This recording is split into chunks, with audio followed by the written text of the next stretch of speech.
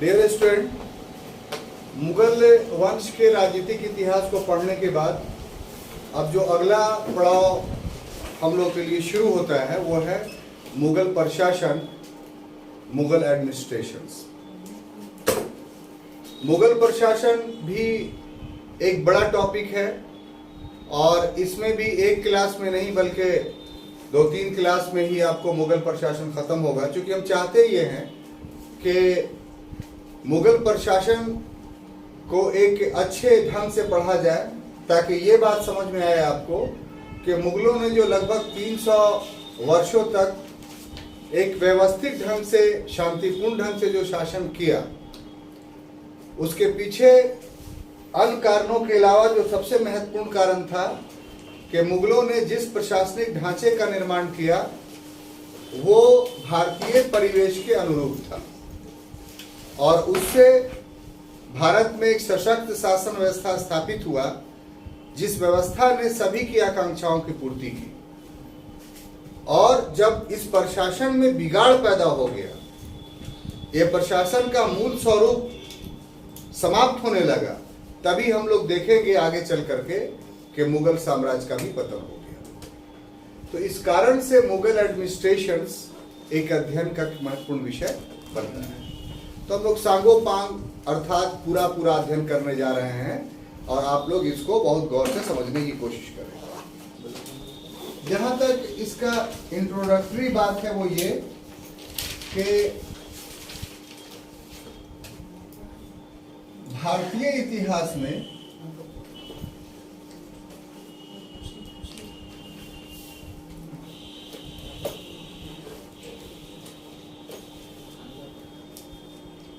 जो मुगल प्रशासन है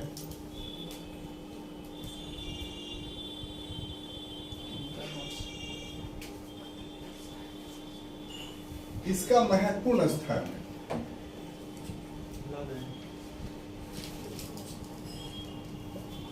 अब इसको महत्वपूर्ण स्थान हम लोग क्यों कह रहे हैं? क्योंकि इसी आधार पर, यानी इसी प्रशासन के आधार पर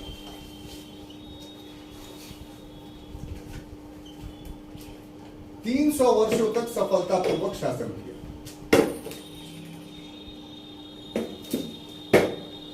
ठीक है, अब देखिए जब इतना महत्वपूर्ण बात है तो फिर ये मुगल प्रशासन का आधार क्या था, या कह लीजिए कि निर्माण का आधार क्या था?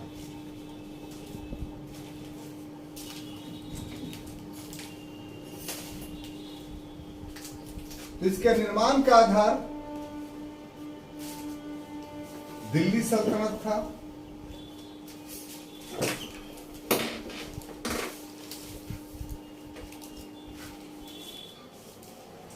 शेर शाह के सुधार थे,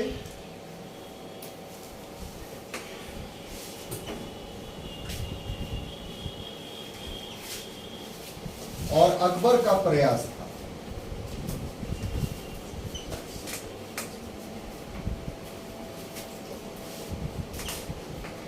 अब देखिए इतनी छोटी सी बात हम लोग को समझनी है इंट्रोडक्शन में कि सबसे पहली बात यह कि मुगल प्रशासन का भारतीय इतिहास में अति महत्वपूर्ण स्थान है।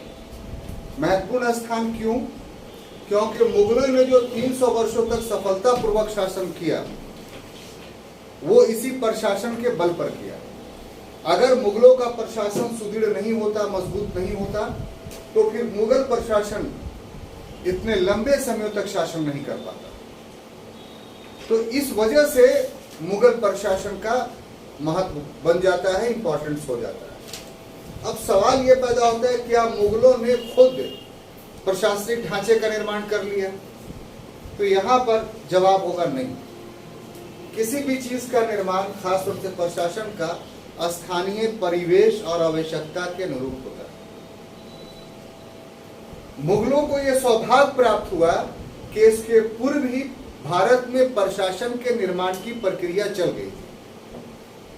अब आप यहां पर एक सवाल करें कि सर भारत में तो प्राचीन काल से राज्य व्यवस्था था, तो यहां तो प्राचीन काल से प्रशासन था। तो ये बात बिल्कुल आपकी सही है। कि भारत में प्राचीन काल से प्रशासन था। तो मुगल प्रशासन एक नएपन के रूप में कैसे आप कह रहे हैं? तो इसका जवाब यह है कि प्राचीन काल का जो भारत का प्रशासनिक ढांचा था वो यहाँ के शासक वर्गों ने यहाँ के परिवेश के अनुरूप बनाया था,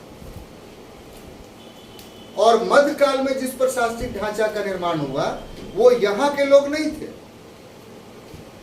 वो विदेशी थे, बाहर से आए थे। अब विदेशियों के सामने सबसे बड़ी समस्या ये थी कि एक ऐसे प्रशासनिक ढांचा का निर्माण करें जिस प्रशासनिक ढांचे के माध्यम से यहाँ के स्थानीय लोग हमें अपना समझें,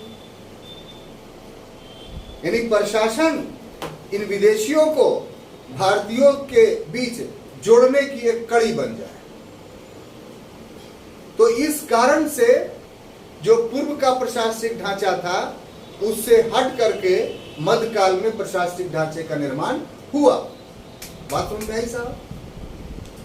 अब देखिए, इसका जहां तक आधार है, बेस है मुगल प्रशासनिक ढांचे का, तो अकबर ने इसको तैयार नहीं किया, बल्कि ये क्रमिक रूप से दिल्ली सल्तनत के काल से होता हुआ चला रहा। अब एक छोटी सी बात का एक्सप्लेनेशन होना इसलिए जरूरी है कि कैसे दिल्ली सल्तनत के काल से होता आ रहा था। तो आपने दिल्ली सल्तनत के प्रशासन के पढ़ने के क्रम में इस बात को देखा था कि वहां के आरंभिक सुल्तानों ने एक व्यवस्था को जन्म दिया था जिसको हम लोग इक्ता व्यवस्था कहते थे। तुर्कों की जनसंख्या कम थी, क्षेत्र बहुत बड़े जीत लिए थे। जितना बड़ा क्षेत्र जीता था तो उतने बड़े क्षेत्र पर अपने जनसंख्या के बल पर प्रत्यक्ष शासन करना उनके लिए संभव नहीं था। इसलिए तुर्कों ने जिस प्रशासनिक ढांचे का निर्माण किया वो शहरी केंद्रित था। शहरों में इक्तादारों की नियुक्ति की और उसके इर्द गिर्द उस इक्ता के अधीन जितनी भूमियां थी उस पर प्रशासन करने का इक्तादारों का अधिकार दे दिया गया। और वो इक्तादार उस पर प्रशासन किस ढंग से करते थे? तो वो इक्तादार जो पूर्व के से टैक्स कलेक्टर थे, जिनका नाम चौधरी, खूत और मुकद्दम था, जो पूर्ण रूप से भारतीय थे। किसानों का संपर्क चौधरी, खूत, मुकद्दमों से होता था, इक्तादारों से नहीं होता था। लेकिन चौधरी, खूत, मुकद्दमों को इक्तादारों द्वारा नियंत्रित करना आसान था, इसलिए कि उनकी परिपाटी थी कि जो भी युद्ध में जीत करके शासक बन जाए हम कर उसी को देंगे। तो ये लोग शासक बन चुके थे। तो जो कर वसूली का प्रशासनिक ढांचा था वो पूर्ववत बना रहा और उसी से राजस्व की वसूली दिल्ली सल्तनत के सुल्तानों ने की। और इस व्यवस्था के विरुद्ध जो स्थानीय राजाओं ने लड़ाई लड़ी, तो उस लड़ाई में स्थानीय राजा जब विजित हो गए तो उस क्षेत्र पर उनका अधिकार हो गया। तुर्क अगर विजित हो गए तो उन क्षेत्र पर उनका अधिकार हो गया। तो जब तुर्क सुल्तान शक्तिशाली रहते थे तभी तुर्की प्रशासन वहां प्रभावी रहता था। जब तुर्क सुल्तान शक्तिहीन हो जाते थे तो स्थानीय राजा शक्तिशाली हो जाते थे और इन इक्ताओं पर उनका अधिकार हो जाता था। ये जो दिल्ली सल्तनत में 300 वर्षों तक लगातार कर्म चलता रहा,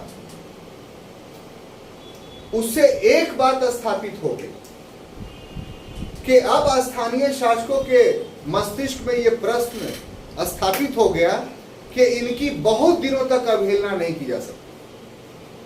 यानी अब इन्हें पराजित करके हम भारत से भगा नहीं सकते। ये इन विदेशी शक्तियों और भारतीय शक्तियों के बीच ये युद्ध हमेशा होता रहेगा। तो अब ये विदेशीपन यहाँ के लोगों ने इतने लंबे समयों के बाद समाप्त कर दिया। अब विदेशी मानना इनके लिए संभव नहीं रहा। तो इतने लंबे प्रशासन के बाद दिल्ली सल्तनत में इन विदेशियों को स्वीकारोक्ति मिली। ये दिल्ली सल्तनत के प्रशासन का कंट्रीब्यूशन है। आप समझ रहे हैं कि नहीं? अब ऐसी परिस्थिति में शेरशाह सूरी का दौर आता है, बहुत कम समय है, 5 वर्षों तक शासन किया। लेकिन 5 वर्ष से पहले शेरशाह सूरी ने लगभग 20 वर्षों तक तो अपने पिता के जागीर के रूप में जो देखभाल की और उसमें भूराजस्व के क्षेत्र में जो नए सुधार किए वो सुधार वैज्ञानिक थे। इतना वैज्ञानिक था कि पहली बार हिंदुस्तान के इतिहास में कृषक और शासक वर्ग के बीच प्रत्यक्ष संबंध हुआ, और ये संबंध इतनी व्यवहारिकता पे आधारित था कि किसानों ने इसी संबंध को बनाए रखना उचित समझा। इसलिए शेर शाह जब भारत का सम्राट बना तो संपूर्ण भारत पे इस भू राजस्व व्यवस्था को लागू कर। अब जब अकबर का दौर आया तो अकबर ने इसी में कुछ मॉडिफाई कर करके एक नई व्यवस्था को डाल करके, जिसको मनसबदारी बोलते हैं, उससे एक नया प्रशासनिक ढांचा निर्माण किया, जिसका प्रतिफल क्या था कि जो शासक वर्ग यहां पारंपरिक रूप से पहले थे उनके अस्तित्व को इस प्रशासन में समाप्त नहीं किया गया, बल्कि मुगल प्रशासन में उनके अस्तित्व को स्वीकार किया गया। कैसे? तो उनके राज्य को की स्वतंत्रता बहाल कर दी गई और मुगलों की अधीनता के बदले में उनको मुगल दरबार में मनसब दे दिया गया, पद दे दिया गया, और अब वो मुगल मनसबदार कहलाए। तो इस तरीके से विदेशी शक्ति और देशी शक्ति के बीच एक प्रशासनिक समन्वय हुआ, और इस प्रशासनिक समन्वय से जो नया प्रशासनिक ढांचा निर्मित हुआ उसको हम लोग संघात्मक व्यवस्था या फेडरल टाइप ऑफ गवर्नमेंट कह सकते हैं।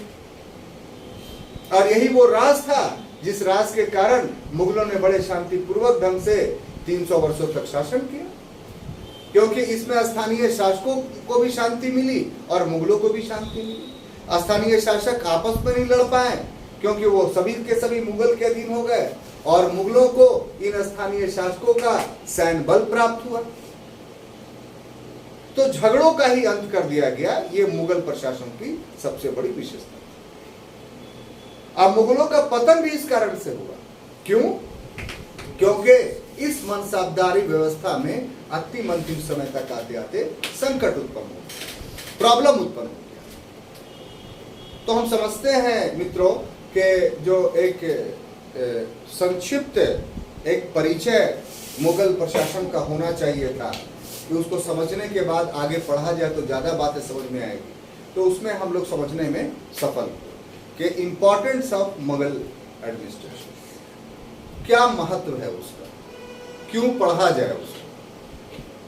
तो एक पारंपरिक रूप से चीजें पढ़ना कि इतिहास के विद्यार्थी हम पढ़ रहे हैं, वो एक अलग बात है, लेकिन उसके लाभ क्या थे, क्या डायमेंशंस था उसका, इसको देख करके पढ़ना ये एक अलग बात है। तो हम लोग भूमिका में मुगल एडमिनिस्ट्रेशन की अनिवार्यता आवश्यकता को ध्यान में रख करके हमने बातों को समझाने की कोशिश की, आपने समझने की कोशिश की। तो जब इतनी बातों को हम लोग समझ चुके हैं, जान चुके हैं, तब हम आते हैं मुगल एडमिनिस्ट्रेशन या मुगल प्रशासन का कर्मिक रूप से कैसे अध्ययन किया जाए, कर्मिक रूप से कैसे अध्ययन किया जाए।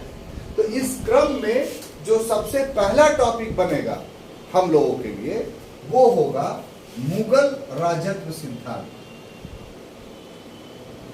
मुगल राजत्व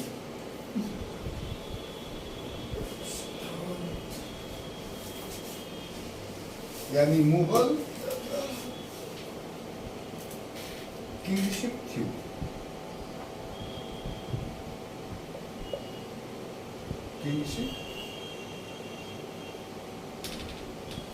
ये जो हमने हेडिंग बनाया है, इसका अर्थ आप समझे हैं या इसके मीनिंग्स आप जान रहे हैं कि मुगल राजत्व सिद्धांत, पुनीता जी, मुगल राजत्व सिद्धांत हमने लिखा या मुगल किंगशिप थ्योरी लिखा, तो इसका क्या अर्थ आप लेते हैं, क्या सोचते हैं, क्या इसमें पढ़ना होगा? इसलिए कि जब तक ये क्लियर नहीं होगा तब तक जो बातें हम बताने जा रहे हैं वो आपको समझ में नहीं आएगी।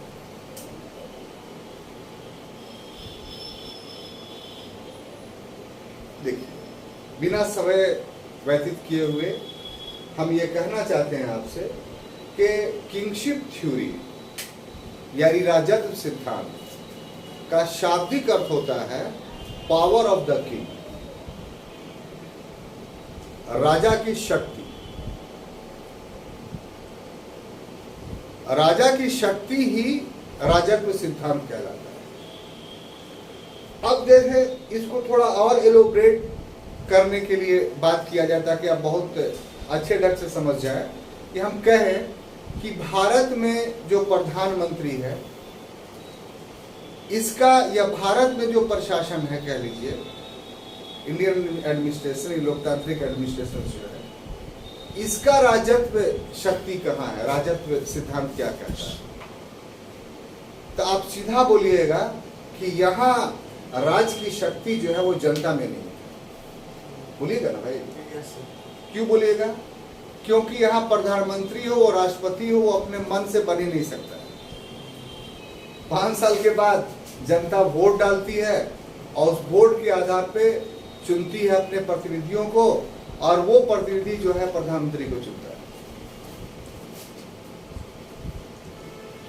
इस तरीके से यहाँ जो राजा की शक्ति है वो किसके हाथ में है? तो जनता के हाथ में। जनता पावर देती है प्रधानमंत्री कि आप हमारे ऊपर। इसलिए मॉडर्न अगर किंगशिप थ्योरी की बात कीजिए तो आप बोलिएगा एक सेंटेंस में कि यहाँ की राज्य शक्ति जो है, वो स्टेट पावर जो है, वो पीपुल ऑफ इंडिया में इन्वेस्ट होती है। पीपुल ऑफ इंडिया में, या यहाँ का शासक वर्ग जो है पीपुल ऑफ इंडिया से शक्ति लेता है। यही दोनों में से एक बात कहेंगे। अब कि हम कहें कि चंद्रगुप्त मौर्य का राज की शक्ति कहाँ? चंद्रगुप्त मौर्य की किंगशिप थ्योरी क्या थी? चंद्रगुप्त मौर्य की किंगशिप थ्योरी का मतलब ये कि उसको पावर कहां से मिल रहा है? तो आप बोलिएगा कि उसको जो पावर मिल रहा था उसके युद्धों के माध्यम से, उसके मंत्री परिषद के माध्यम से, इसके अलावा देश में जो प्रचलित परंपराएं थी, कानून था, उसको मानने के माध्यम से। अगर चंद्रगुप्त देश में प्रचलित कानूनों और प्रथाओं को नहीं मानता और जनता के अनुरूप शासन नहीं करता, तो जनता उसके शासन को स्वीकार नहीं करती और पहले ही खत्म हो जाती। जैसे उशिक वंश का अंतिम शासक वीरदर्थ था, उसको पुष्यमित्र सिंह ने हत्या रात भरे दरबार में क्यों कर दी? क्योंकि राजधर्म निभाने के आयु। तो इसका मतलब हुआ कि उस पीरियड में जो राजत्व का सिद्धांत विकसित हुआ, उसमें राजा की शक्ति के बहुत सारे आधार थे।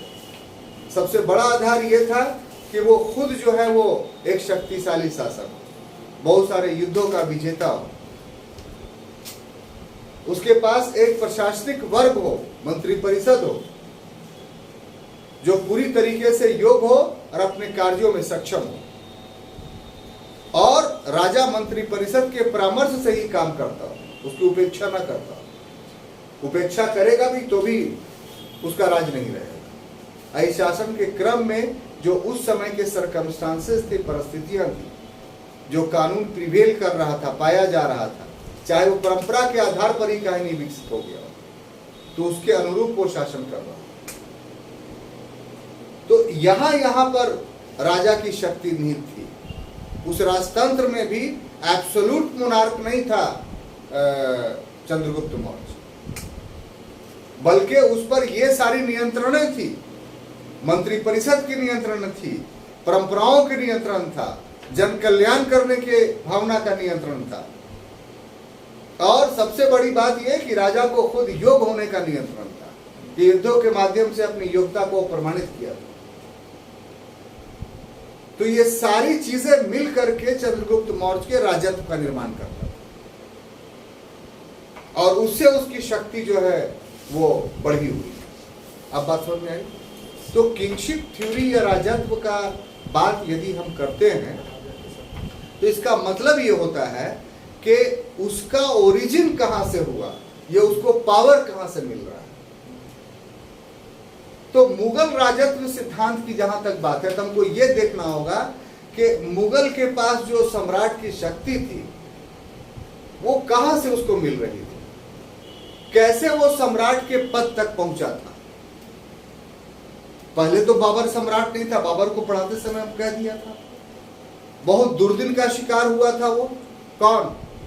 बाबर। एक समय ऐसा आया था 1498 से लेकर 1504 के बीच में कि बिना साम्राज्य का शासक था वो। अंदीजान के अलावा, पहाड़ी क्षेत्र के अलावा कोई उसके पास इलाका नहीं था। तो फिर इतने बड़े एम्पायर का कैसे शासक बन गया? तो उसका जो राजत्व सिद्धांत था कि कहां से उसको शक्ति मिल रही है, ये हमको देखना होगा, ये हमको समझना होगा। पुनीता जी, आप चाहिए कि हम देश के प्रधानमंत्री बन जाइएगा? आप 25 साल के हो भी जाइए, ठीक है, सारा जो एमपी बनने का योग्यता है वो सब धारण कीजिए, तो क्या बन जाइएगा? नहीं बनेगा। क्यों? कोई प्रधानमंत्री बनने की जो शक्ति है उसके सोर्स अलग अलग है। उसका सोर्स क्या है भाई? कि पहले आप राजनीतिक दल ज्वाइन कीजिए, पॉलिटिकल पार्टी। उस पॉलिटिकल पार्टी की एक विशेष विचारधारा होती है, उस विचारधारा के अनुरूप काम कीजिए। फिर इलेक्शन लड़िए, जीतिए, साबित कीजिए कि आप जीत सकते हैं, हार नहीं सकते। लोकतंत्र की मैं बात बोल रहा हूं। फिर पार्टी के अंदर भी बहुत सारे लोग हैं, उन लोगों में आप श्रेष्ठ बनिए। लोगों को ये लगे कि ये पार्टी का नेतृत्व भी कर सकता है, इसके अधीन पार्टी जीत सकती है। तो ये सब योग्यता होगा तभी आप प्रधानमंत्री बन सकते हैं। तो इधर आप जाइएगा तो यहां से आपको शक्ति मिल रही है। तो उसी तरीके से मुगल सम्राट एक सम्राट बना, एक शक्तिशाली व्यक्ति बना और एक वंश की स्थापना की। तो इसको ताकत कहां से मिली?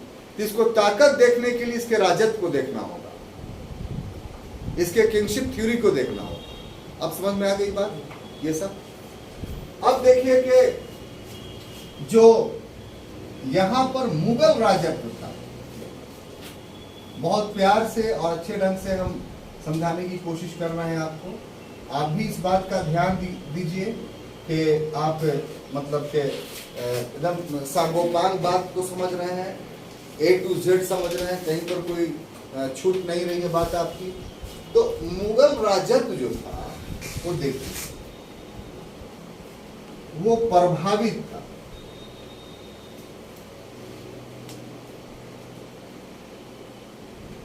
अब प्रभावित किस किस चीज से था वो आप देख लीजिए।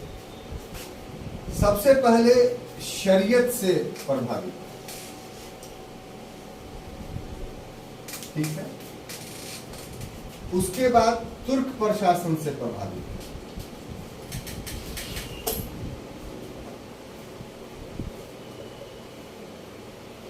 उसके बाद सूर प्रशासन से प्रभावित। सूर प्रशासन समझ गई है ना?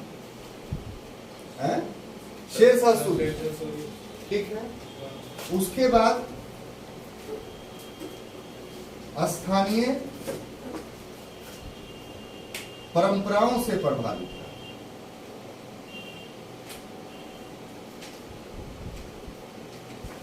अब इतने सारे चीजों का मुगल राजत्व पर असर पड़ा था।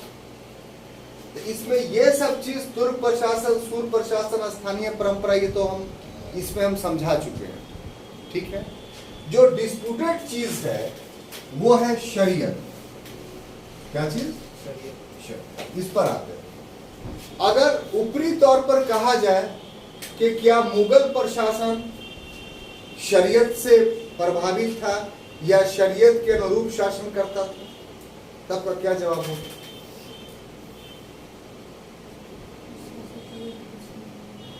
तो आपका जवाब हुआ कि नहीं सर, मुगल एडमिनिस्ट्रेशन शरीयत से संचालित नहीं होता। क्यों? क्योंकि शरीयत से यदि संचालित होता तो ये एक धार्मिक राज होता। अब मुगल एडमिनिस्ट्रेशन धार्मिक राज था नहीं।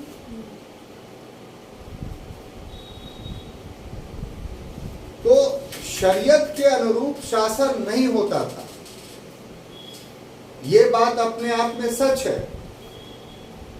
लेकिन जितना ये बात सच है कि मुगल एडमिनिस्ट्रेशन शरीयत से नहीं चलता था, उतना ये बात भी सच है कि मुगल के सभी शासक मुसलमान थे। ये भी सच है अपने आप में। और एक मुस्लिम होने के नाते उन पर इस्लाम का प्रभाव था, तो शरीयत के अनुरूप शासन उन्होंने किया या नहीं किया, लेकिन एक मुसलमान के रूप में तो शासन किया उन्होंने। और मुसलमान के रूप में शासन किया तो वो अप्रत्यक्ष रूप से, व्यक्तिगत रूप से इस्लामी नियमों से बंधे हुए थे। क्या बोले कि नहीं बंधे हुए थे? और उनका जो उदय हुआ था वो इस्लामी इतिहास के परिवेश में ही उदय हुआ था। अगर इस्लाम के इतिहास को उनसे अलग कर दिया जाए तो फिर उनका उदय हमें दिखाई ही नहीं पड़ेगा। कितनी खूबसूरत, चाहे तुर्क हो या चाहे मुगल हो, ये सभी के सभी उसी इस्लामी प्रशासनिक व्यवस्था के उपज थे जो अरब में या मध्य एशिया में स्थापित होता हुआ चला आ रहा था। कैसे? तो सबसे पहले तुर्क को देखिए। तुर्कों के उदय में हमने आपको बताया था इस बात को कि तुर्क एक जनजाति थी जो चीन के अक्ताई पहाड़ी में रहती थी, और वो उस समय बैरबरिक थी, बर्बर थी, नास्तिक थी, कोई धर्म को नहीं मानती थी। और ये तुर्क लोग महल रक्षक के रूप में भर्ती हुए। कहां? बगदाद के खिलाफत। और फिर उससे प्रभावित होकर के इनके अंदर सभ्यता आई, संस्कृति आई, और तब ये मुसलमान बने। तो इनका राज सत्ता की ताकत आना इस्लाम से जुड़ाव के कारण न हुआ। अगर ये अक्ताई पहाड़ी में ही अपने आप को रखते तब तो ये लुटेरा रहते। लेकिन खिलाफत अब्बासिया के दौर में आने के बाद इनमें सत्ता से निकटता बढ़ी, और जब खिलाफत अब्बासिया का पतन होने लगा 900 के लगभग, तो क्या हुआ? उनके जहां जहां साम्राज्य थे खिलाफत अब्बासिया के, उन सारे साम्राज्यों पर अधिकार किसने कर लिया? इन्हीं तुर्कों। और सामानी, ससानी, सफावीद और बुइद वंशों के स्थापना। तो ये अब्बासी खिलाफत के उत्तराधिकारी हुए। तो अब्बासी खलीफा के दौर में जिस प्रशासनिक व्यवस्था का निर्माण हुआ था, तुर्कों ने जिन जिन क्षेत्रों को विजित किया उन क्षेत्रों में उन्हीं प्रशासनिक व्यवस्था को लागू किया। तो इनका राजत्व का उदय आप कहां से मानिएगा? खिलाफत अब्बासिया से। और खिलाफत अब्बासिया का राजत्व कहां से उदित हुआ? तो उसके पूर्व के खिलाफत से। अब पूर्व के खिलाफत का राजत्व कहां से आया? तो प्रोफेट मोहम्मद सल्लल्लाहु अलैहि वसल्लम से। तो इस तरीके से ये जो थ्योरी हम बता रहे हैं, इस थ्योरी के आधार पर शरीयत को लागू नहीं भी किया हो तो भी तुर्कों का राजत्व का उदय इस्लाम से ही हुआ है। और मुसलमान की हैसियत से जो है वो उसके शासन में इसके प्रभाव दिखाई पड़ते हैं। शरीयत के अनुरूप शासन किया या नहीं किया, लेकिन जहां किया वहां मस्जिद तो बनाया। तो मस्जिद क्यों बनाया? इसलिए कि उनका व्यक्तिगत धर्म जो था वो इस्लाम था। जो न्यायिक व्यवस्था स्थापित की उसमें काजी को तो बहाल किया, मुफ्ती को तो बहाल किया। काजी और मुफ्ती क्या थे? तो इस्लामी नियमों के अनुरूप फैसला देने वाले न्यायाधीश थे कि नहीं थे? हाँ, ये बात सही है कि हिंदुओं का फैसला उनके धर्मशास्त्र के अनुरूप करते थे। तो इसलिए ये कि शरीयत से पूर्ण रूप से प्रभावित नहीं थे, शरीयत का शासन नहीं था, ये सच है। लेकिन यह कि शरीयत से पूर्ण रूप से उपेक्षा की भावना थी, यह गलत है। शरीयत से प्रभावित थे। आप इसको समझ रहे हैं कि नहीं? तो यही बात तो मुगलों पर भी लागू होती है ना, कि मुगलों का जो राजत्व सिद्धांत उभरा वो तो इन्हीं के बीच में से उभरा। मुगल क्या थे? तो ही मंगोलिया के निवासी थे। चंगेज खां इनका पूर्वज था, और चंगेज खां भी हेरेटिक था, विधर्मी था। और उसने जब विशाल साम्राज्य की स्थापना की तो चंगेज खां के जो वंशज थे, जो लोग थे आगे शासक बने, उन्हीं के द्वारा खिलाफत अब्बासिया का पतन किया गया।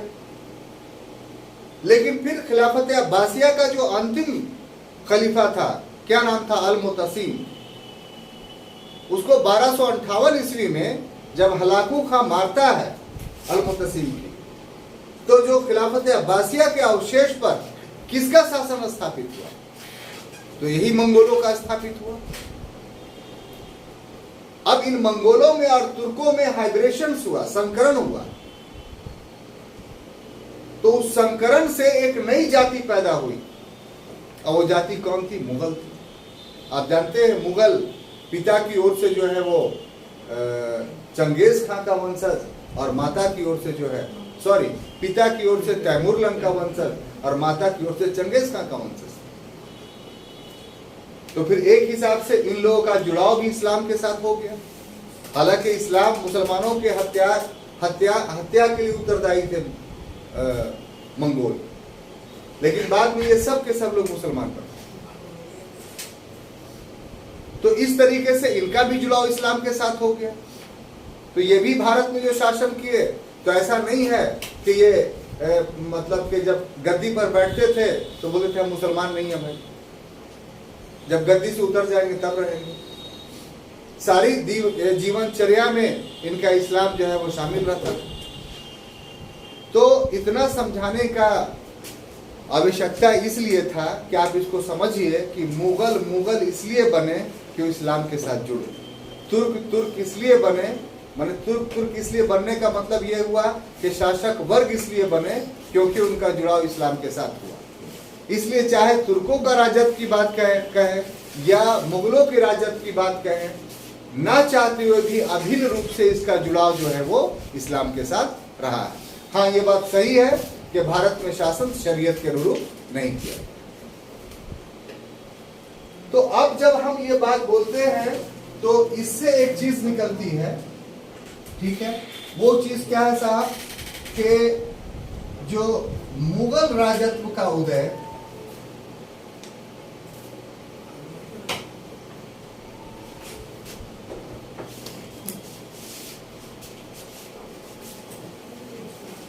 इस्लाम के उदय के साथ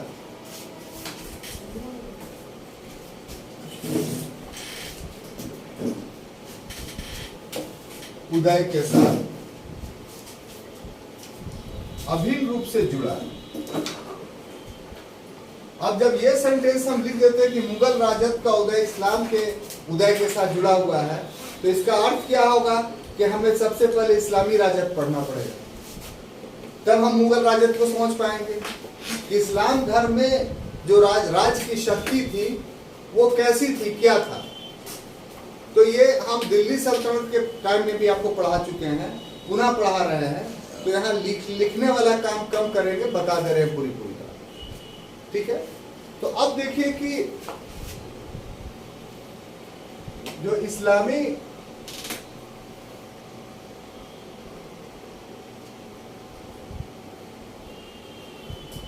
राजत्व का उदय हुआ, वह पैगंबर हजरत मोहम्मद साहब से होता है। अब कैसे हम कहेंगे कि पैगंबर हजरत मोहम्मद साहब से होता है? तो ये प्रथम व्यक्ति थे जिन्होंने धार्मिक विषयों के साथ साथ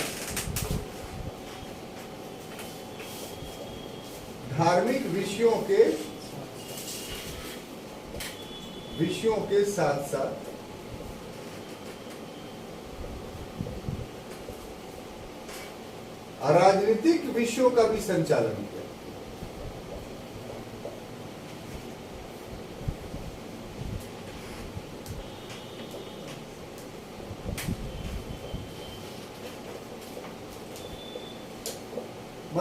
आमतौर पे किसी धर्म का कोई नेता होता है तो वो धार्मिक काम करता है, राजनीति से उसका कोई मतलब नहीं होना चाहिए। खास तौर से आज के कंटेक्स्ट में सभी की अपेक्षा ये रहती है। जब से धर्मनिरपेक्षता का दौर आया है, सारे लोगों ने धर्मनिरपेक्षता को अपना लिया है, तब से सभी लोग यही सोचते हैं कि भाई राजनीति राजनेताओं का काम है, ये धर्म के लोग काहे के लिए बीच में पड़ जाते हैं। धार्मिक लोगों का काम सिर्फ पूजा पाठ करना है और अपनी इबादत करनी है, राजनीति में हस्तक्षेप ना करे, इसको बुरा माना जाता है आज के दौर में। और इसके लिए साहब 14वीं 15वीं शताब्दी में यूरोप में एक लंबी लड़ाई हुई, जिसको धर्म सुधार आंदोलन बोलते हैं। ऐसे ही विचारधारा स्थापित नहीं हुई। लेकिन जिस समय इस्लाम का उदय हुआ, उस समय इसके जो संस्थापक थे हजरत मोहम्मद सल्लल्लाहु अलैहि वसल्लम, उन्होंने सिर्फ धार्मिक कृत्य को नहीं किया, बल्कि धार्मिक कृत्य के साथ साथ राजनीतिक कृत्य भी किया। और राजनीतिक कृत्य को करने में कुछ प्रतिमान उन्होंने स्थापित किया, कुछ स्टैंडर्ड स्थापित किया। कैसी राजनीति की, यह ध्यान देने योग्य बात है कि प्रॉफिट साहब के का जो राजनीतिक सिद्धांत था, जो राजत्व का सिद्धांत था, उसमें सबसे पहली बात जो थी ये वो कि जो अरब का कबायली व्यवस्था था, उस कबायली व्यवस्था के अस्तित्व से इनकार नहीं किया उन्होंने। ये बड़ी महत्वपूर्ण बात। सारे कबीलों के बीच जो आपसी झगड़े थे, जो लड़ाई था, उन्होंने उस लड़ाई को समाप्त कराया। मुन्ना भाई जरा गौर से सुनिए। कबीलों के बीच जो आपसी झगड़े थे, जो लड़ाई था, उस लड़ाई को समाप्त कराया और उनके अस्तित्व को बनाए रखा। और इनकी महत्ता सिर्फ इसमें थी कि उन सारे कबीलों के बीच ये श्रेष्ठता इनकी स्वीकार की। आज तक अरब में एक कबीला दूसरे कबीला के सरदार को श्रेष्ठ नहीं मानता था। झगड़ा इस बात का था। इस्लाम के उदय के बाद यह परिवर्तन हुआ कि उन कबीलों ने किसी की श्रेष्ठता स्वीकार की। और श्रेष्ठता किसकी थी? तो प्रोफेट साहब। अब यहां पर प्रश्न यह उठता है कि यह श्रेष्ठता अरबों ने क्यों स्वीकार की? तो अरबों ने इसलिए स्वीकार किया क्योंकि इनके द्वारा सबसे पहले इन कबीलाई लोगों के बीच में जो है वो नैतिक के बल स्थापित किया गया, मोरल वैल्यू एस्टैब्लिश्ड किए गए। किस बात का मोरल वैल्यू? तो इस बात का मोरल वैल्यू मुन्ना भाई कि आप जो पूर्व से जिस परिपाटी का अनुसरण करते आ रहे हैं, किस परिपाटी का? तो अपनी बेटियों को जिंदा दफन कर देने की परिपाटी का। किस परिपाटी का? तो दूसरे का माल लेकर के हजम कर जाने की परिपाटी का। किस परिपाटी का? तो मामूली सी बात पर, एक मुर्गी का मामला होने पर इंसानों को कत्ल कर देने का। तो ये सारे चीज को प्रॉफिट साहब ने समझाया कि ये साहब अनैतिक है, इमोरल है, इसके जगह पर यह सिद्धांत होना चाहिए। तो इन सभी वजहों से वहां मोरालिटी स्टैब्लिश हुई। कहां? अरब। इसका मतलब यह हुआ कि धार्मिक कृत्य करके अरब कबीलाओं में नैतिकता की स्थापना की, और जब नैतिकता स्थापित हो गया तो उसमें राजनीतिक एकीकरण किया। और ये दोनों बहुत अनिवार्य था। इसीलिए प्रॉफिट ने सिर्फ धार्मिक कार्यों का जिम्मा नहीं लिया था, राजनीतिक कार्यों का भी जिम्मा लिया था। अगर सिर्फ धार्मिक कार्यों का वो जिम्मा लेते तो हो सकता था कि उस समय की अरब की समस्या पूरी हल नहीं होती।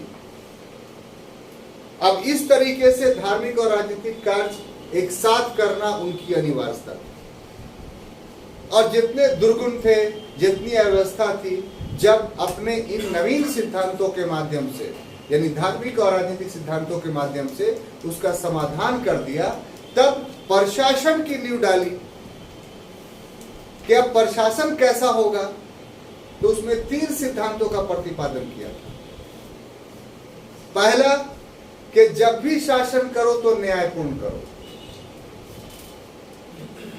अन्यायपूर्ण शासन बहुत दिन तक नहीं चलता है।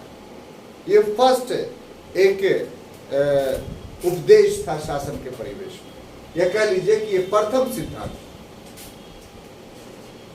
तो ये बातें पहले से भी लागू थी, ऐसी बात नहीं। पूर्व के कालों में जिसने न्यायपूर्ण शासन किया उसी का शासन रहा, जो अन्यायी शासक हुआ उसका समाप्त हो गया। लेकिन इन्होंने वैध तो एक सिद्धांत बना दिया कि शासन का सिद्धांत है कि वो शासन न्यायपूर्ण होना चाहिए, और दूसरा कि शासन कार्य में करो तो परामर्श लेकर के करो। कोई एक शासक है तो अपने मन से काम नहीं करे बल्कि परामर्श ले, तो काउंसिल ऑफ मिनिस्टर का अस्तित्व है। इसका मतलब एक डेमोक्रेटिक टाइप ऑफ गवर्नमेंट है उनके विचारधारा के अनुसार। और तीसरा और सबसे महत्वपूर्ण बात यह कि आपसे उम्र में कोई बड़ा हो और अधिकार में बड़ा हो तो उसकी आज्ञा माना जाए। तो इससे पदानुक्रम की व्यवस्था स्थापित की, हायरार्की बनाया एडमिनिस्ट्रेशन से, जिससे सुव्यवस्था आई। अब देखिए ये एक ऊपरी ढांचा का उन्होंने निर्माण कर दिया, जिससे कुछ बातें स्थापित हो गई कि यदि आपको दुनिया में शासन करना है तो न्यायपूर्ण शासन करना और लोकतांत्रिक ढंग से शासन करना, और प्रशासन में पदानुक्रम बना रहेगा, यानी आदेश ऊपर से नीचे की ओर जाएगा और सुझाव नीचे से ऊपर की ओर जाएगा। पदानुक्रम के यही नियम है, आदेश ऊपर से नीचे की ओर आता है और सुझाव नीचे से ऊपर की ओर जाता है। अब देखिए इतना हम लंबी चौड़ी बात इसलिए किया कि चूंकि बहुत बड़ी बात आपको समझाना है हमें और बहुत अच्छे ढंग से क्लियरफाई करना है किंगशिप थ्योरी को। इसमें लिखने की बात होगी तो बहुत बड़े से यही बात समझाया तो बहुत लिखना पड़ता है इसमें। लेकिन आप संतुष्ट हुए कि नहीं समझ कर? yes. किताबों में ये बात लिखी हुई है, मेरा मटेरियल से उसमें सारा ही बात लिखा हुआ है, तो उससे आपको डरने की बात नहीं कि सर बोर्ड पर लिखे है कि नहीं। बोर्ड का या क्लास का उद्देश्य है कि आपका सारा डिस्प्यूट क्लियर कर दिया। आप इस टॉपिक में जो भी संदेह आपके मस्तिष्क में कोई डाउट है तो वो डाउट जो है वो क्लियर होना चाहिए, उसी को हम क्लियर करना चाहते हैं। और ये क्लियरिटी शुरू होती है अब। अभी तक आपका जहन हम बना रहे थे कि व्हाट इज इस्लामिक एडमिनिस्ट्रेशन, तो हम बनाने में सफल हुए। अब देखिए मोड़ कहां कहां पर आता है इसमें, और कैसे वो भारत में पहुंचता है और क्यों वो शरीयत नहीं। ये पूरी बात जब आप देखिएगा तब। अब देखिए बाकी सब चीज तो आप जान रहे थे, इनके बाद क्या हुआ। तो इनके बाद प्रॉफिट के बाद उत्तराधिकारी हुए, है ना। ये सब दिल्ली सत्र में पढ़ चुके हैं, इसलिए उसमें बहुत डीप नहीं जाएंगे, आपको ऐसे ही याद होगा। इनके उत्तराधिकारी क्या कहलाए, तो खलीफा कहलाए, है ना। इस ढंग से खिलाफत का काल आया। क्या आया? खिलाफत का काल। अब जब खिलाफत का काल आया तो नेचर के एतबार से 3 तरह के खिलाफत का काल आया, है ना। तो उसमें सबसे पहला, बोलिए पुनीता जी, आपको याद देखते हैं, पहला खिलाफत का काल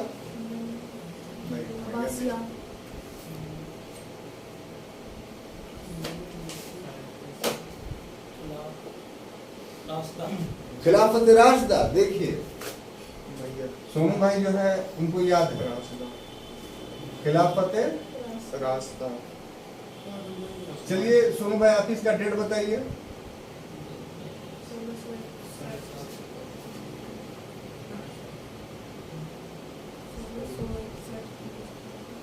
कहाँ डर रही हो, बोलो ठीक है। 1661, 661।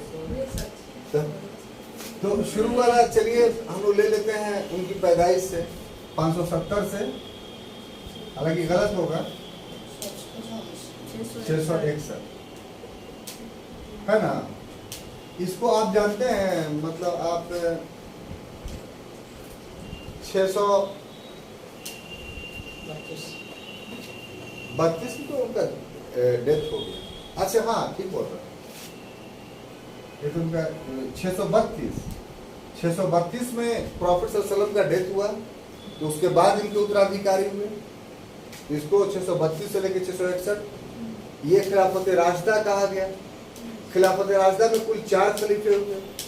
सबसे पहला खलीफा हजरत अबू बकर, दूसरा हजरत उमर, तीसरा हजरत उस्मान और चौथा हजरत अली।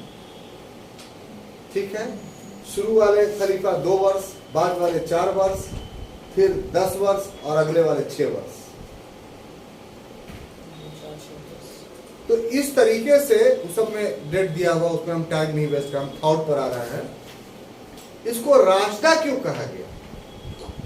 तो मतलब पवित्र खिलाफत। पवित्र खिलाफत क्यों कहा गया? इसलिए कहा गया कि जो प्रॉफिट ने जो नियम बनाए थे धर्म और राजनीति के क्षेत्र में, उसको सांगोपांग लागू किया गया। माने जिस तरीके से उनके जीवन में रूल बने, लॉ बने, उसमें कोई परिवर्तन नहीं हुआ। लेकिन उसके बाद दूसरा खिलाफत जो आता है, जिसको हम लोग बोलते हैं खिलाफत उमैया।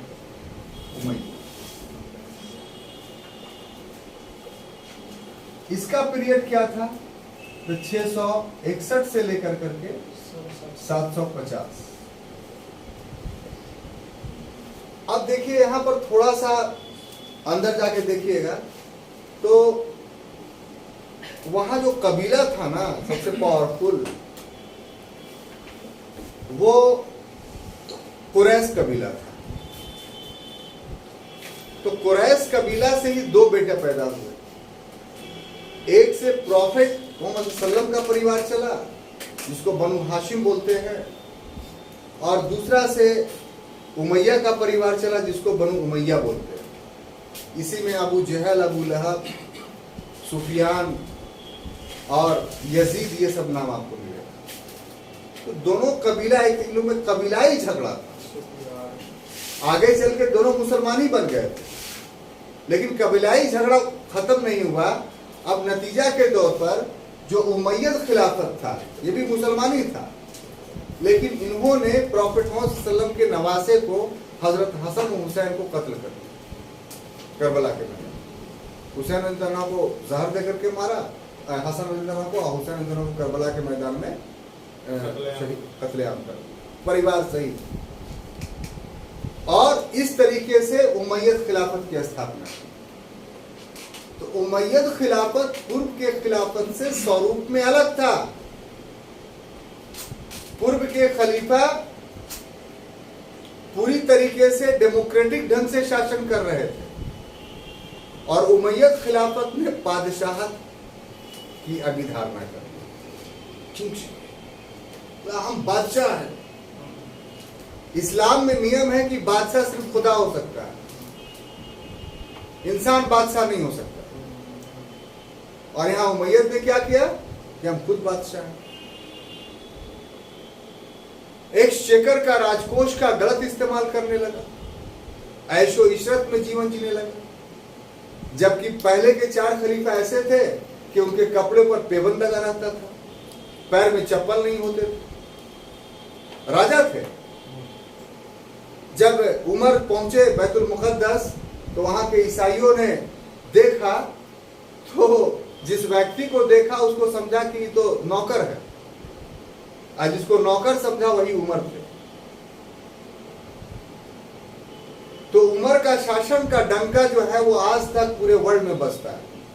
दूसरे धर्म के लोग भी जब तंग आ जाते हैं शासन व्यवस्था से, तो बोलते हैं क्यों ना उमर का शासन स्थापित कर दिया। क्योंकि उमर के शासन में यह था कि यहूदी की बुढ़िया भी जो है बिना खाना खाए हुए नहीं सोती थी। उसके हाथ में, उसके मुंह में दांत नहीं था, तो उमर अपने दांत से खाना को चबा करके बुढ़िया के मुंह में डालकर खिलाते थे, और जब उसका अंतिम खाना था और तब उमर सोते थे।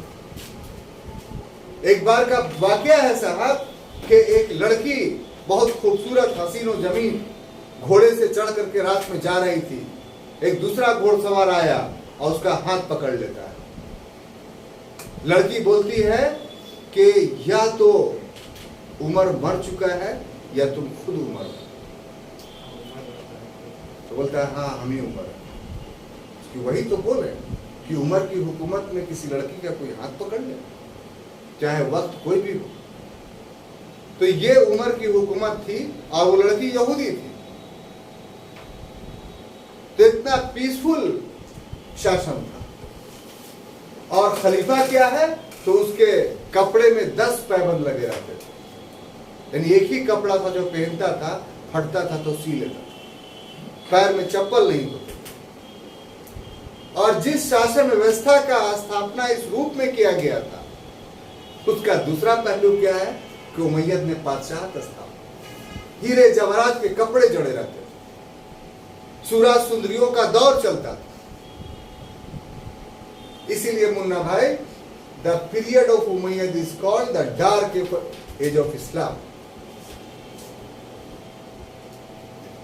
साम्राज्य फैला, आपसे खास तौर से मुखातिब होकर गौर से सुनिए, सबसे ज्यादा वृहद इस्लामी साम्राज्य उमैयद डायनेस्टी में फैला।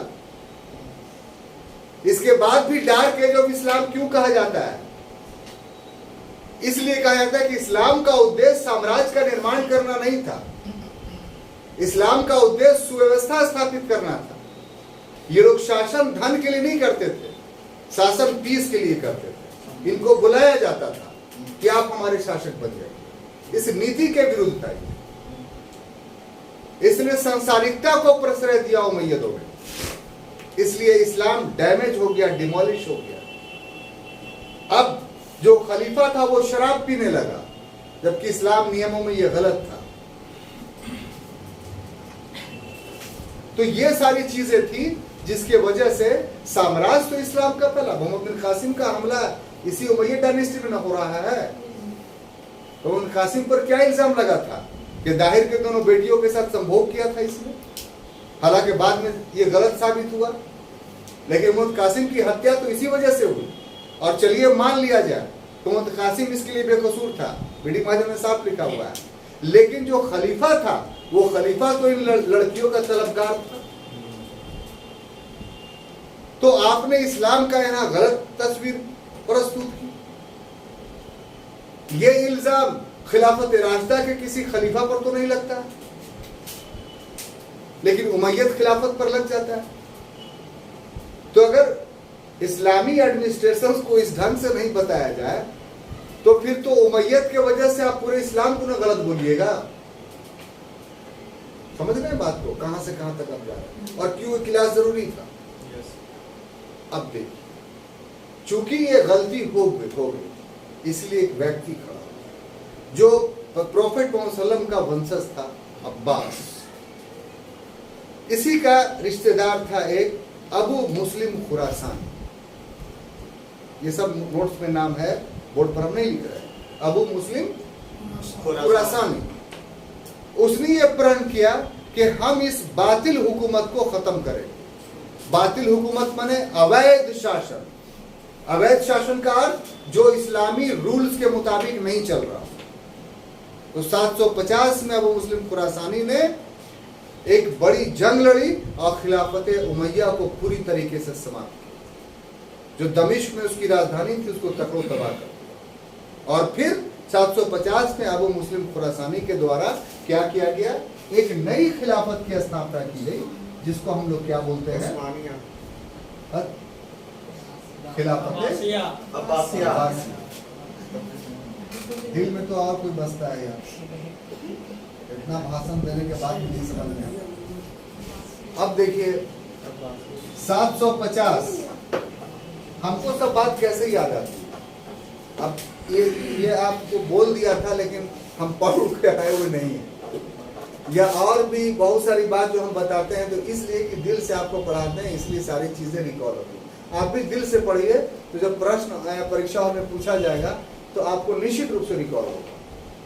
ये जिस समय भी कोई भी क्वेश्चन राइज कर देगा तो आप फौरन बोल दीजिएगा। तो पढ़ाई का अर्थ ये हुआ सोनू भाई कि किताबा को सर पर लेके ढो के नहीं चले, पढ़ लें इस ढंग से कि जहां पर जो पुस्तकीय ज्ञान की आवश्यकता हुई वो अपने आप जुबान से निकल, तो उसको गौर से सुनना पड़ता है। तो ये देखिए, अगर इसको याद कीजिएगा खिलाफत अब्बासिया, तो 750 से 1258 तक आ गए। ठीक है, अब देखिए इसको थोड़ा सा समझिए। आइए ना यहाँ, ये बोर्ड पर देखिए, इसको यहाँ थोड़ा सा समझिए, बढ़िया से समझ लीजिएगा, तो फिर कल से स्ट्रक्चर पर आएंगे। ठीक है, अब देखिए खिलाफत अब्बासिया में क्या हुआ कि ये गलत इल्जाम लगाया जाता है कि इस्लाम का उद्देश्य जो है वो मुसलमान बनाना है। अगर कुरान आप पढ़ेंगे, कुरान पर बहुत सारे आरोप लगाए जाते हैं, उस पर हम नहीं जाना चाहते हैं, लेकिन एक सेंटेंस पे जाना चाहते हैं, एक आयत जिसका मफ़हूम ये है, जिसका अर्थ ये है, क्या मोहम्मद, हमने आपको दरोगा बना करके नहीं भेजा। दरोगा वर्ड इस्तेमाल किया। दरोगा का मतलब क्या, कि जो शक्ति के बल पर अपनी बातों को मनवा ले। हमने सिर्फ आपको अपना मैसेंजर बना करके भेजा। जो बात हम कह रहे हैं वो बात आप लोगों तक पहुंचा दीजिए। कोई मुसलमान बनेगा या नहीं बनेगा, इसके ठेकेदार आप नहीं। ये जिम्मा हमारे ऊपर है कि कौन मुसलमान बनेगा, कौन नहीं बनेगा। तो इस्लाम के प्रोपेगेशंस का अर्थ यह हुआ कि रूल ऑफ इस्लाम बता दिया जाए। अकॉर्डिंग टू कुरान वो मुसलमान बनेगा या नहीं बनेगा, ये प्रीचर पर उत्तरदायित्व नहीं, ये गॉड पे उत्तरदायित्व। तो इसको हम क्यों समझा रहे हैं? इसको इसलिए समझा रहे हैं कि इस्लाम धर्म में कोई भी उसका पेशवा हो, प्रीचर हो, समझाने वाला हो, मौलवी हो, मौलाना हो, उसको ये दायित्व भी, या राजा हो, उसको ये दायित्व भी नहीं कि किसी को मुसलमान बना ले। उसका दायित्व सिर्फ ये है कि इस्लाम के सिद्धांतों को पहुंचा दे और कुछ नहीं। तब जब ये रूल्स है और कोई शासक बना, तो वो शासक किसी को कैसे मुसलमान बना लेगा? और क्या उसके साम्राज्य में गैर मुस्लिम है तो क्या वो सबको हटा देगा? तो फिर मदीना की गलियों से भी यहूदियों को हटा देना चाहिए था। कहां प्रॉफिट ने हटाया? यहूदी भी रह रहे थे, ईसाई भी रह रहे थे, तो इस बहुत सारे नास्तिक भी रह रहे थे जो धर्म को नहीं मानते थे। खलीक अहमद निजामी की किताब पढ़िएगा आपको, तो अरब के उन क्षेत्रों का पूरा डेमोग्राफिक आपको मिल जाएगा उस पीरियड में। तो बड़ा विचित्रता लगेगी। मुसलमान अल्पमत में थे वहां जिस समय इस्लाम का उदय हो रहा था। बहुमत में अलग अलग जातियां थी, और कैसे कैसे इंप्रूवमेंट हुआ इसका एक पूरा एक सीक्वेंस है। तो अब आइए टॉपिक पर कि हम इतना इसलिए बता रहे हैं कि खिलाफत राशिदा में विभिन्न धर्मों के बीच समन्वय हुआ। खिलाफत उमैया ने आक्रमण करके कब्जा किया। खिलाफत अब्बासिया में आक्रमण करके कब्जा नहीं हुआ। खिलाफत अब्बासिया में विभिन्न धर्मावलंबियों के बीच में कोऑर्डिनेशन हुआ, समन्वय हुआ, और इसके लिए बाजाब्ते तौर पे बगदाद के दरबार में एक डिपार्टमेंट खुला जिसको बैतुल हिकमा कहते हैं। आप उसका हिंदी अगर सुनना चाहते हैं तो ज्ञान का विभाग, एक्चुअली में ये ट्रांसलेशंस का विभाग था। उस समय उस इलाका में बौद्धों का बहुत प्रबल था, ईरान इराक के इलाका में। और बौद्ध धर्म का उदय कहां हुआ था? भारत में। तो सनातनी धर्म ग्रंथ जितने, देखिए इसको बहुत हाईलाइट करने की इस चीज को जरूरत है। और हमारे देश के विद्वानों का और लोगों की बदकिस्मती है ये कि उनके विद्वता पर ये नोट ऑफ इंट्रोगेशन है।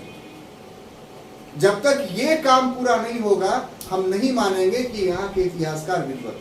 और वो काम क्या कि बैतुल हिकमा में अधिकांश तो सनातनी ग्रंथ का अनुवाद हुआ, और ये इतना प्रोस्पेरस था, इतना मजबूत था, और ये यहाँ के ब्राह्मणों के द्वारा नहीं किया था। बौद्धों ने यहां से उस ग्रंथ को ट्रांसफर किया कहां? बगदाद के तरफ। और तब इन ग्रंथों के ज्ञान के बल पर बगदाद विश्व का सिराज बन गया ज्ञान के मामले में।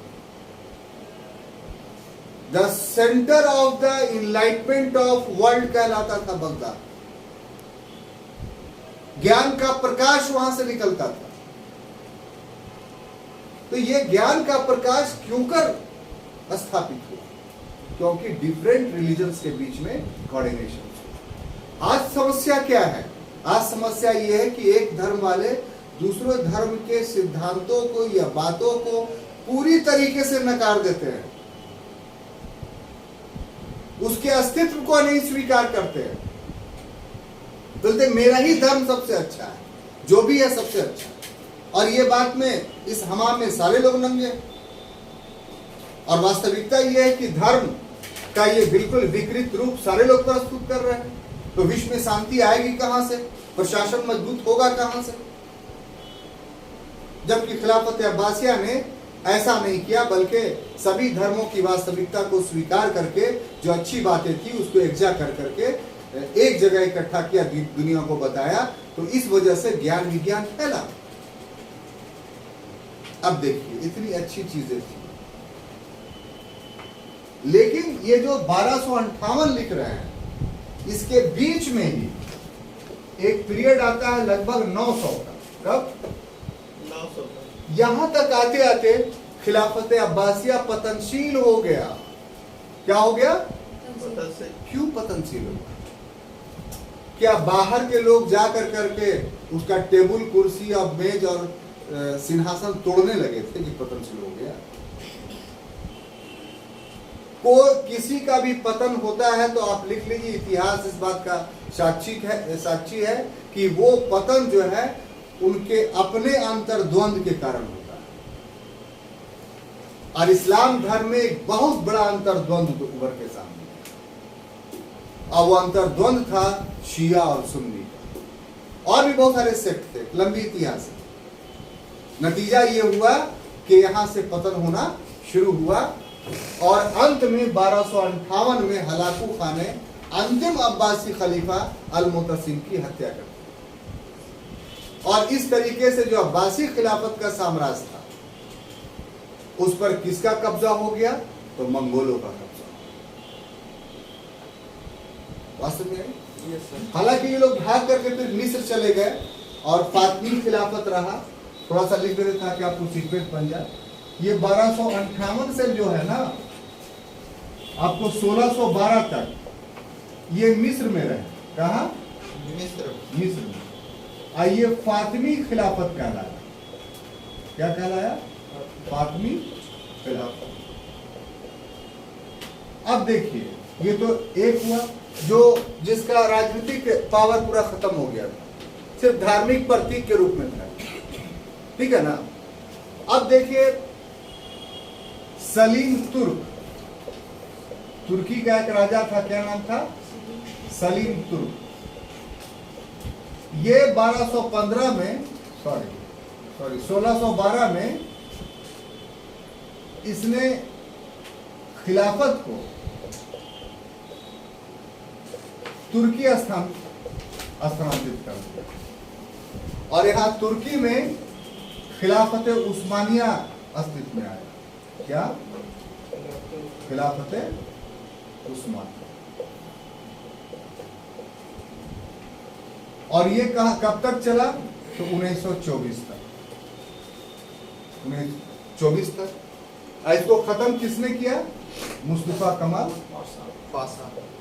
तो ये सिर्फ एक सीक्वेंस बनाने के लिए हम यहाँ लिख दे रहे हैं। असल लेक्चर्स हमारा यहाँ के बाद शुरू होता है 1258 के बाद से। तो 1258 तक मंगोल जो थे वो मुसलमान नहीं बने थे। 1258 में जब अल-मुतसिम बिल्ला मतलब चरमोत्कर्ष वाले खलीफा का जो अंत किया, तो इसके भी जो साम्राज्य होंगे ना खिलाफत अब्बासिया का, तो उन सबों पर मंगोलों का कब्जा हो गया। मंगोल का आपको सुनकर ताजुब होगा कि सिर्फ भारत ही बचा था ज्ञात विश्व में। बाकी पूरा अफ्रीका, भारत को छोड़ करके पूरा एशिया और पूरा यूरोप मंगोलों के कब्जे में। मंगोल एम्पायर या यावर जाति जो है उसको आप पढ़ लीजिए 12th क्लास में, सारा एरिया आपको डिनोट हो जाएगा। ये सब तो अमेरिका और ऑस्ट्रेलिया पता ही नहीं था, ये सब विश्व में शामिल भी है। जो ज्ञात विश्व है उसमें इस भारतीय उपमहाद्वीप को छोड़ करके बाकी जितने क्षेत्र थे उन सबों पर मंगोलों ने कब्जा कर लिया और ये सब मुसलमान बन गए थे। दिक्कत ये होगी। अब ऐसी परिस्थिति में अब यहां पर ये आई है कि यही ना मंगोल बाद में मुगल हुए, तो प्रशासनिक व्यवस्था इनका कहां से सीखेगी? मुसलमानों से सीखा। तो इसलिए जो ये राजा बने, ये बाबर राजा बना, तो बाबर क्यों राजा बना? इसलिए इसके पूर्वज इस ढंग से जुड़ते हुए चले गए और अंत में इनके पास जो शक्ति आई वो इस्लाम की वजह से। तो इस वजह से शरीयत का भी मुगल राजत्व में दखल है, हालांकि मुगल प्रशासन शरीयत के आधार पर नहीं चलता। तब साबित कर दिया ना ये। तो मुगल राजत्व जब आप पढ़िए तो इतनी सारी बातें आपको समझनी होगी और जाननी होगी। तो अगर आपको ये हमारा लेक्चर अच्छा लगा तो हमारे वीडियो को सब्सक्राइब कीजिए मुन्ना भाई, और इसको बेल आइकन पे घंटी बजाइए और अपने मित्रों के बीच इसको संचालित कीजिए ताकि मुगल प्रशासन सभी लोग उससे लाभान्वित हो सके और सभी स्टूडेंट जान सके कि आखिर मुगल प्रशासन क्या है। Thank you.